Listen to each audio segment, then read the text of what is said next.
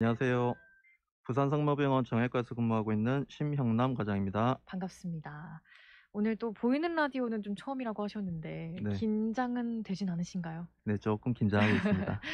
그래도 또 라디오로 함께 조금 따뜻하게 얘기 나눠봤으면 좋겠습니다. 네.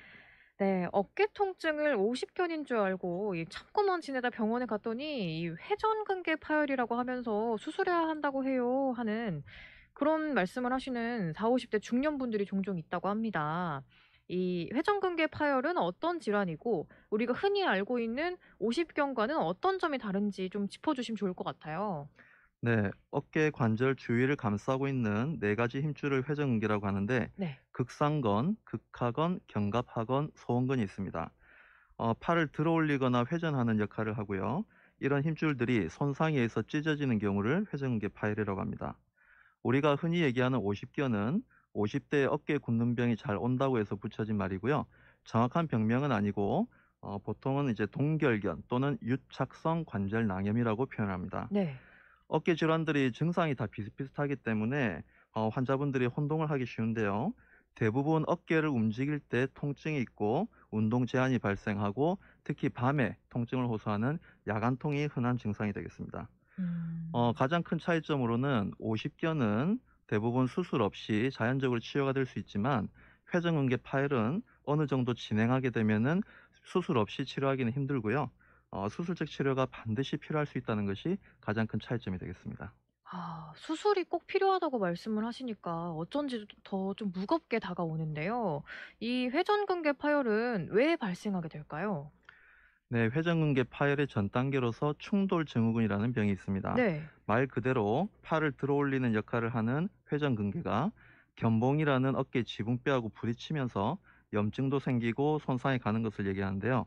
보통 3, 40대에서의 충돌 증후군이 4, 50대 이후로 이제 진행하면서 회전근개 파열이 발생하게 됩니다. 음. 견봉 그 어깨 지붕뼈의 해부학적 구조, 즉 모양새에 따라서 이제 유병률이 달라지는데요. 노화에 의해서 서서히 진행하기도 하고 급성 외상에 의해서 갑자기 파열이 발생하기도 합니다. 그렇군요. 그러면 이 회전근개 파열이 발생하면 우리가 팔을 막 들지 못할 정도로 좀 움직이는 게 많이 불편한가요? 반드시 그렇지는 않고요. 음. 서서히 진행하는 만성 파열의 경우에 대부분 통증 외에는 운동 제한은 심하지 않습니다. 그러나 외상에 의한 급성 파열의 경우 며칠 동안 팔이 안 올라가다가 네. 서서히 회복해서 다시 팔이 올라가는 경우도 흔히 있습니다.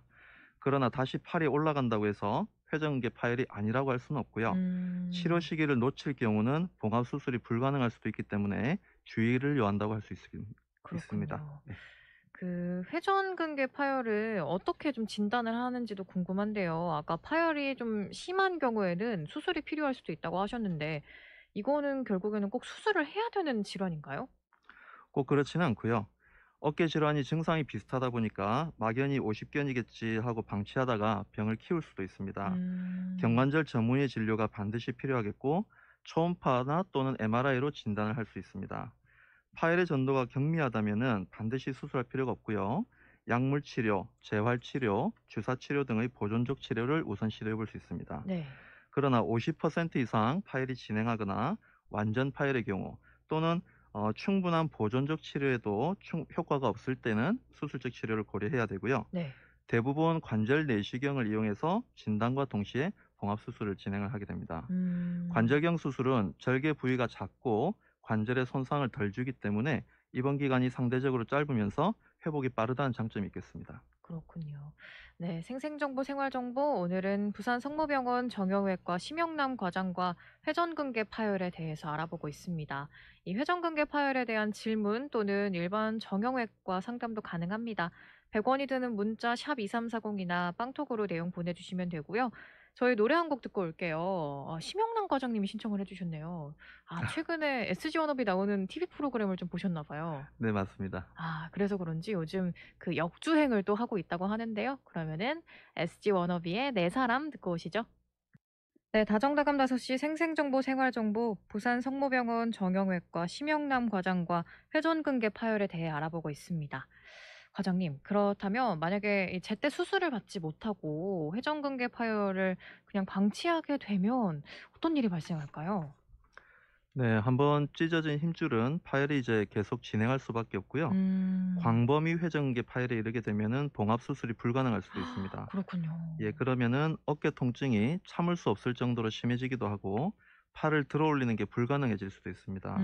이런 음. 경우에는 역행성 인공관절 치환술이라는 수술을 하게 되는데요. 네. 수술의 규모도 크고 본인의 뼈를 잘라내고 인공관절을 이식해야 되는 큰 수술이 됩니다. 그래서 그렇군요. 다른 인공관절 수술과 마찬가지로 비교적 젊은 환자에서는 적용할 수가 없고요.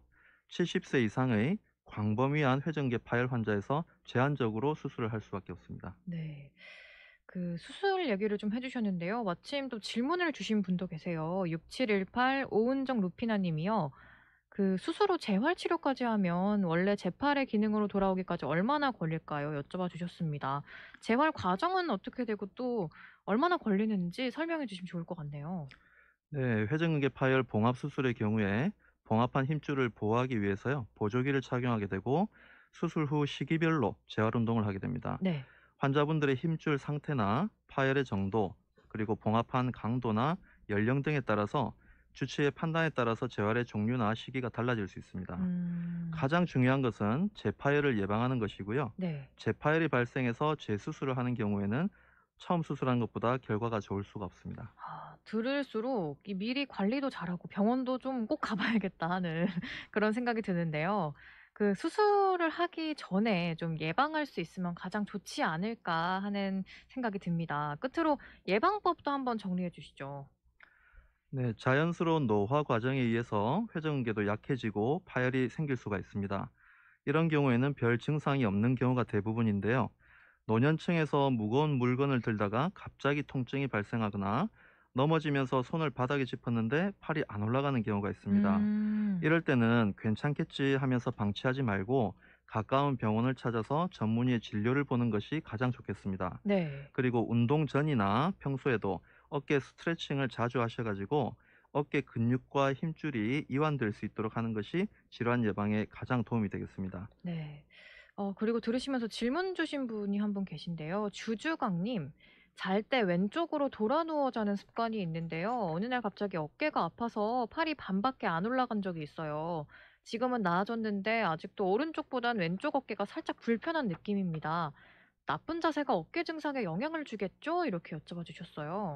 네, 아무래도 그 옆으로 돌아 누워서 밤새 이제 눌리게 되면은 그런 증상이 충분히 발생할 수도 있겠고요. 음. 대부분의 경우는 일시적으로 그 시기가 지나게 되면 호전이 되겠는데 젊은 분들 같은 경우는 별 문제가 안 되겠지만 이제 중년 이후에 노년층인 분들은 기본적으로 이제 회전근개도 약해지고 질환이 내재되어 있다가 그런 어떤 그 상황에서 증상을 심하게 느끼는 경우가 있습니다. 그래서 요 말씀만 듣고는 정확하게 판단하기가 어려울 것 같고요. 연세가 좀 있으신 분 이고 평상시에 어깨가 조금씩 불편했다 그러면은 한번 병원을 방문해서 정확한 진단을 한번 받아보시는 게 도움이 되겠습니다. 네. 그리고 또 겨자씨 님은요.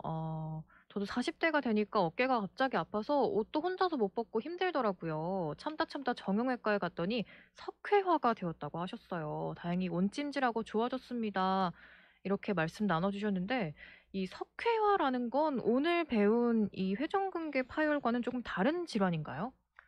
네, 병은 다른 질환이긴 한데요. 네. 아까 말씀드린 대로 증상은 비슷하게 나타날 수 있습니다. 음. 석회성 건염이라고 하는데요. 네. 어깨 회전근개 힘줄이 퇴행성 변화나 또는 이제 그 혈액순환이 제한됨으로 인해서 우리 쉽게 얘기하는 돌가루 같은 석회 가루가 끼는 것이고요. 이런 아. 것들이 이제 평상시에는 증상을 일으키지 않다가 서서히 녹아 없어지는 과정에 염증 반응을 심하게 일으킵니다. 그래서 다친 적도 없는데 밤에 갑자기 심한 통증을 느끼고 응급실로 오게 되는 것 중에 열의 9은 석회성 건염이 대부분이고요. 그래서 아. 회전근개 파열하고는 유사하지만 병명은 다르게 되고 그다음에 치료 방법도 조금씩 달라지게 되겠습니다. 그렇군요. 어깨 통증을 좀 가볍게 여겨선 안 되겠다라는 그런 생각이 듭니다.